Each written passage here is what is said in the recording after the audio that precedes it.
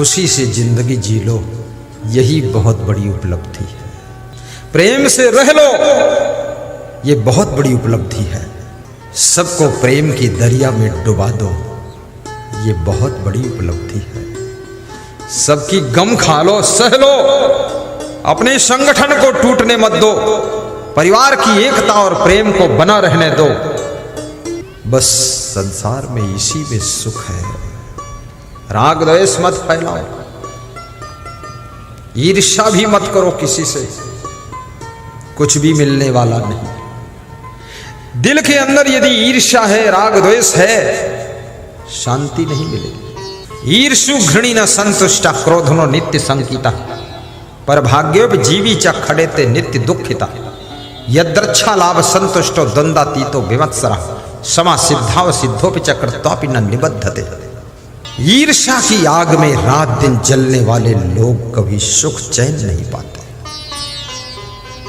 जो दूसरों की उन्नति देख करके प्रसन्न होता है और दूसरों को दुखी देख करके जिसका मन दुखी हो जाता है, पद्म पुराण का ऋषि कहता है वो साक्षात धरती का हरि भगवान होता है, वो भगवत स्वरूप होता है और भगवान कहीं अलग नहीं होता है। जो दूसरों की खुशी में खुश होता है और दूसरों के दुख में द्रवित होता है, ये भगवान का गुण होता है, यही भगवत लक्षण होता है। देवदत्त ने एक हंस को बाण मारा, हंस घायल होकर के गिरा। गौतम ने उसको उठाया, गोद में लेकर के पानी पिलाया, सहला रहा। देवदत्त आता है और कहता हंस मेरा है क्योंकि मैंने मारा है। गौतम कहते हंस मेरा है क्योंकि मैंने बचाया है। दोनों में विवाद हुआ। राजा के पास पहुंचे, राजा ने कहानी सुनी तो राजा ने जवाब दिया, मारने वाले से बचाने वाले का अधिकार ज्यादा होता है, इसलिए हंस गौतम का है। और वही गौतम जो हंस के दुख को सह नहीं सके, बचाने के लिए द्रवित हो गए, वही एक दिन भगवान बुद्ध के नाम से प्रसिद्ध होते हैं, भगवान बुद्ध कहे जाते हैं। वे भी किसी माता पिता की संतान थे, वे भी मनुष्य के रूप में पैदा हुए थे। राजमहलों में उनका जन्म कहाँ हुआ, कैसे हुआ, ये छोड़ो बकवास, लेकिन मनुष्य का चेहरा है उनका और उनको भगवान बुद्ध माना गया। याद रखना, यदि आपके अंदर दया है, करुणा है, रहम है, तो ये लक्षण भगवान का है, फिर आप स्वयं भगवान के रूप हैं, भगवान के रूप है। ईर्ष्या द्वेष से बचो, जलन मत करना किसी से। कई बार लोग किसी का बढ़ता हुआ नाम देख करके जलने लग जाते हैं कि इसके नाम को बिगाड़ना है किसी तरह से।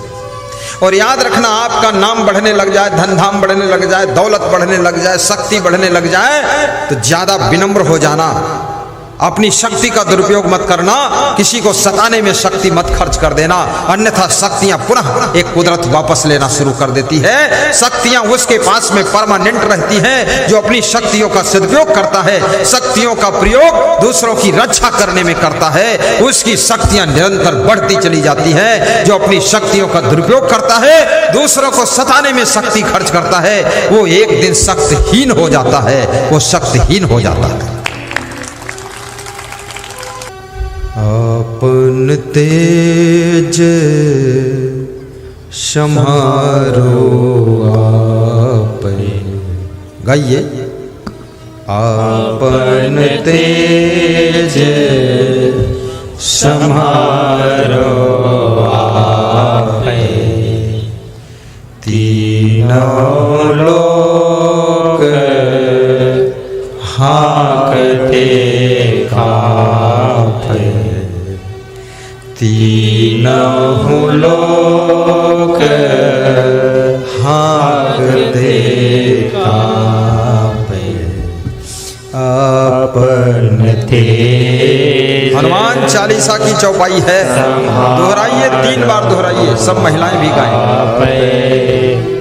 तीनों लोक हाँकते कांपै। बहुत मस्त चौपाई है।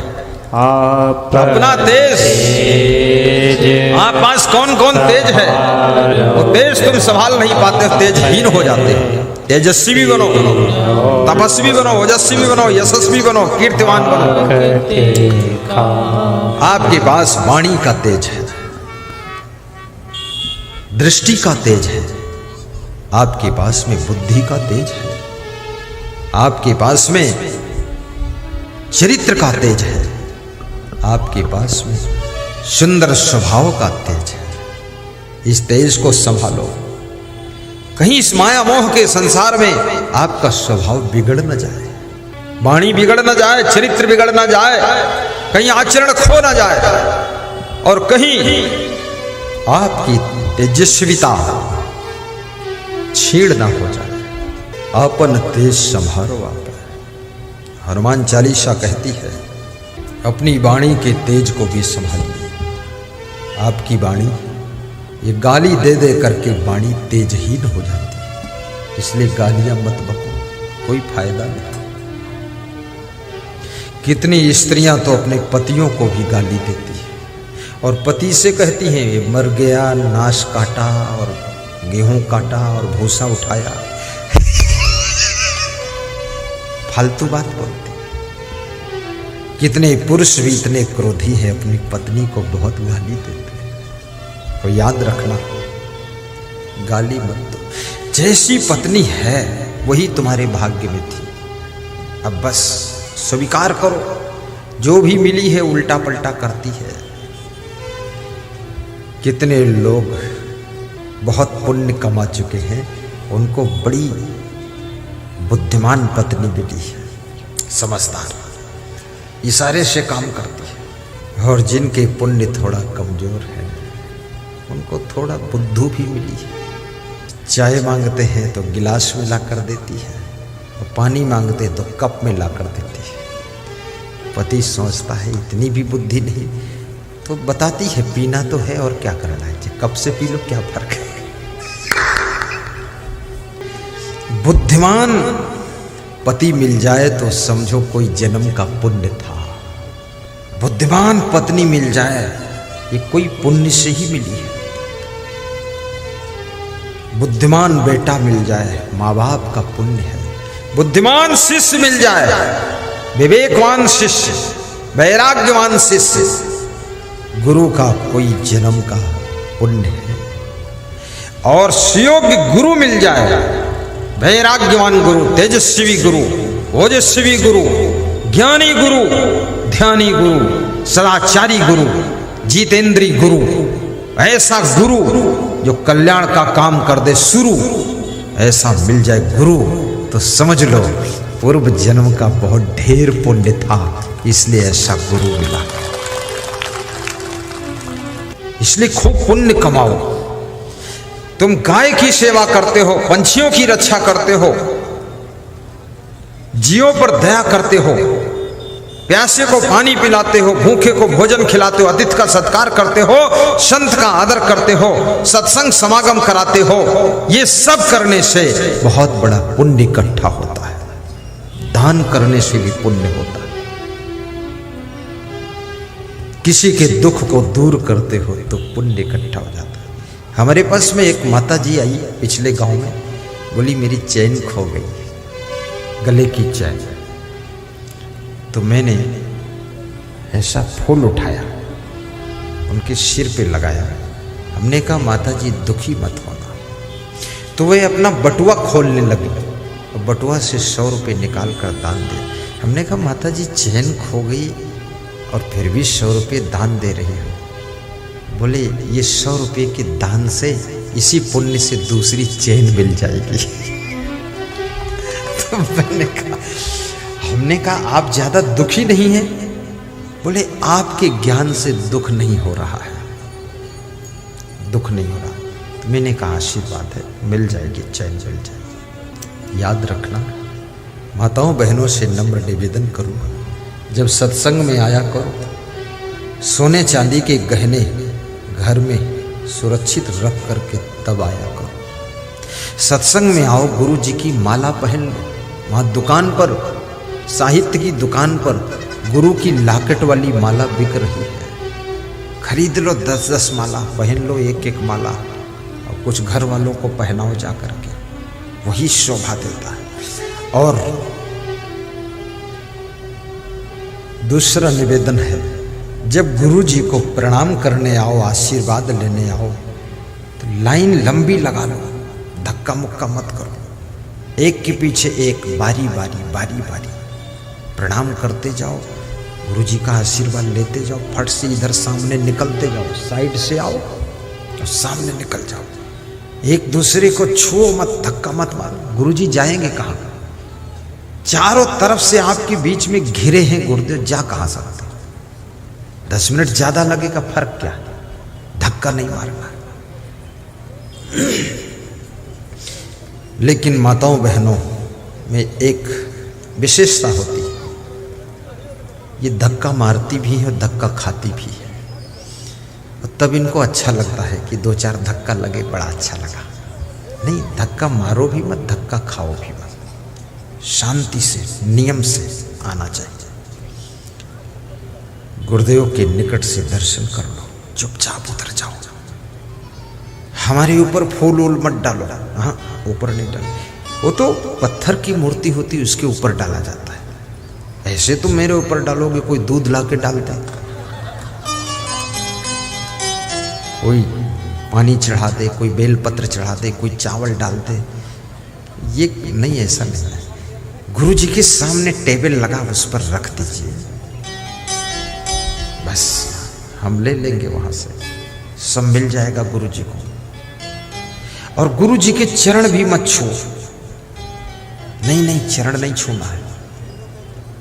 तो फिर गुरु जी को हाथ जोड़कर बोलना है, साहिब बंदगी, निकल जाना। तो क्या छूना है? गुरु जी के आचरण छू लेना है। आचरण, सुंदर स्वभाव, सुंदर चरित्र और सुंदर वाणी और सुंदर ज्ञान, ये सब गुरु जी का छू लो। और छू लो नहीं, इसको ले लो, और ले लो नहीं, जीवन में उतार लो, और उतार लो बिल्कुल गुरु के जैसे तुम भी बन जाओ। जिससे गुरु जी तुम्हारे कभी ना बीड़ी पीते, न दारू पीते, न पान खाते, न पुड़िया खाते, न तमाकू खाते, तुम भी सब छोड़ दिया, बस त्याग दिया। अरे मेरे गुरुदेव नहीं खाते, मैं कैसे खाऊंगा? आचरण ले लो, गुरु जी का आचरण, और गुरु जी का ज्ञान सीख लो। दूसरों को ज्ञान भी सुनाओ, तेजस्वी बनो। आपकी वाणी भी ओजस्वी होनी चाहिए। आप राजनीति करते हो, ओजस्वी वक्ता बनो। ये म्याऊं म्याऊं बोलना जो है कि सुपौल में एक गली बनी थी, ये इससे न वोट मिलेगी न सड़क बनने वाली है। अरे संसद भवन में भी दहाड़ना पड़ता है, वहां भी कंपटीशन है। हर सांसद अपने अपने क्षेत्र में बजट ले जाना चाहता है, हर विधायक अपने अपने क्षेत्र में बजट ले जाना चाहता है। आपका सांसद विधायक अगर दमखम वाला नहीं है तो आपके क्षेत्र में बजट बहुत कम आएगा। वहां भी बोलना पड़ता है, और बोलना पड़ता, समझाना पड़ता है। तो प्रधानमंत्री भी थोड़ा समझता है कि इसको देना चाहिए, नहीं तो ये मचाएगा वो खुराफात, फालतू बजट दे देगा। म्याऊं म्याऊं करने की जरूरत नहीं। जनता के बीच में भी ओजस्वी भाषण करो। 2-4 श्लोक भी बोलो भाषण में, 2-4 दोहे बोलो, और 1-2 गीत भी गा दो। ऐसा लच्छेदार भाषण, ओजस्वी वक्ता बनो। राजनीति भी करो, पूरा मन से करो। राजनीति खराब नहीं, बहुत अच्छी चीज है। राजनीति में बुद्धिमान, महान, गुणवान, वफादार, देशभक्त पहुंचने चाहिए। तब हमारे देश की सड़कें 4 लेन से काम नहीं चलने वाला है, अब तो 16 लेन की रोड बननी चाहिए, क्योंकि जनसंख्या इतनी हो चुकी है। 16 लेन की रोड हो तब स्पीड गाड़ी पकड़े। हर शहर में ओवरब्रिज, उत्तर से दक्षिण की ओर, पश्चिम से पूरब की ओर। जिसको शहर में जरूरत नहीं, ऊपर ऊपर निकल जाओ। वहाँ फालतू लाल बत्ती पीली बत्ती खड़े हो, पुलिस वाले परेशान होते हैं, रुको रुको रुको रुको, ये रोड जाओ, उधर जाओ, इधर रुको। क्या फालतू नाटक। और राजनीति के अंदर भी त्याग रखो। आपका जीवन तेजस्वी तभी होगा जब आपके अंदर त्याग होगा। लोभ लालच नहीं। क्या करोगे इतना पैसा, कोई जरूरत नहीं है। और केवल पैसे से चुनाव जीत भी नहीं सकते आप, ये भी याद रखना। और आदमी ना किसी जाति का है, ना पाति का है, ना मजहब का है। आदमी तो अपने फायदे का है। जहां जिसको फायदा होता है वहां लोग वोट दे देते हैं, उसके साथ जुड़ जाते हैं। फायदा, शक्कर डाल दो चींटियां इकट्ठी हो जाएंगी, लेकिन नमक की बोरी रख दो एक चींटी नहीं आएगी। जहां मिठास है वहां चींटियों के झुंड इकट्ठे होते हैं। जहां फायदा है वहां वोट मिलती है। जनता को फायदा होना चाहिए। मैं सब नेताओं को समझाता हूं, राजनीति करो, अच्छी चीज है। कोई नेता ये मत समझे गुरुजी स्वयं राजनीति करना चाहते। मैं नहीं करना चाहता, लेकिन मैं करवाना चाहता हूं। जो कर रहे हैं वही अच्छा करें, सुधार करने गलती अगर उनमें है कोई।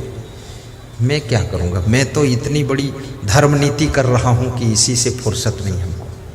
राजनीति करने वालों की भीड़ है, गली गली में राजनेता पैदा है, लेकिन मैं जो काम कर रहा हूं समाज सुधार का, संस्कार देने का, ये काम करने वाले दुनिया में बहुत ही गिने लोग हैं, कम लोग हैं। मैं यही काम करता रहूंगा, सबको संस्कार दूंगा। बोलो ठीक है कि नहीं? बोलते क्यों नहीं हो? नहीं बोलोगे तो राजनीति में चला जाऊंगा। बोलो यही ठीक है ना?